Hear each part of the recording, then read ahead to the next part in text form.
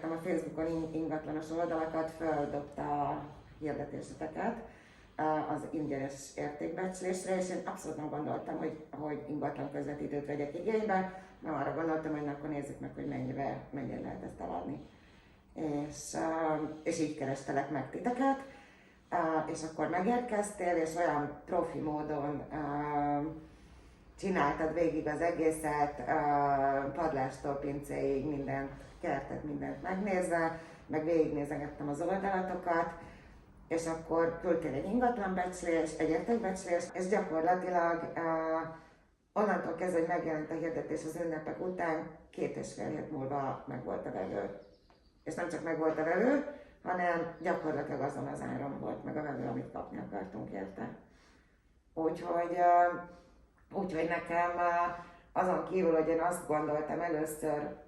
legelőször azt gondoltam, hogy kifizetni egy ingatlan közvetítő jutalékát, hogy az egy kidobott pénz, mert nagyon sok pénz, azért ingatlanokról beszélünk, az nagyon sok pénz,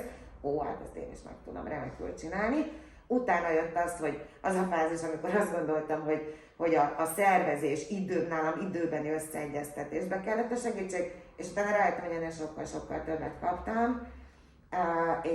és végig ott voltál, végig segítettél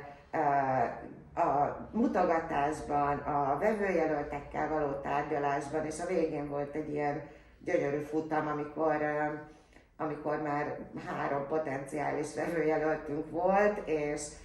gyakorlatilag 2 nap alatt több millióval magasabbra ment fel a vételár, mint ami a legelső ajánlat volt. Úgyhogy, és közben pedig egy nagyon jó hangulatú, barátságos, vidám együttműködés is volt, úgyhogy én azt gondolom,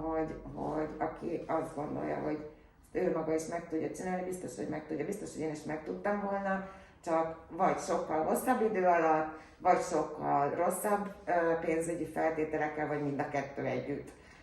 És rengeteg idő és energia és macera befektetéssel. Tehát ez nekem sokkal többet hozott, mint amit én gondoltam, hogy kapni fogok ettől. Én mindenképp ajánlom, és